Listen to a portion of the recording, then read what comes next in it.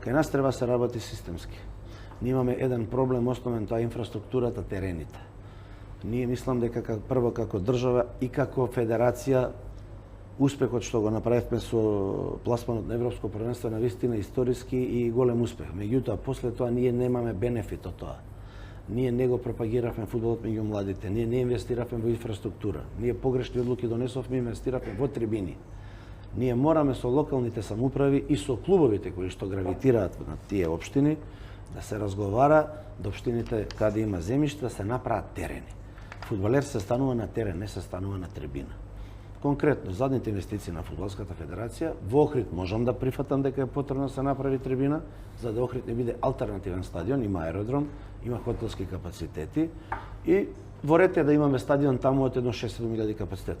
Меѓутоа, не гледам причина во Кичево да градиме трибина за 2-3 публика, каде што имаме трето лигаш. Во Рете да се инвестирале пари во Тетово, во Гостивар, каде што имаме прволигаши, па да малце еве инвестираме.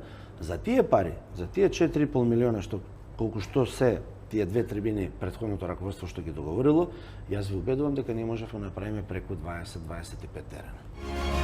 Пресинг со Дарко Панчев.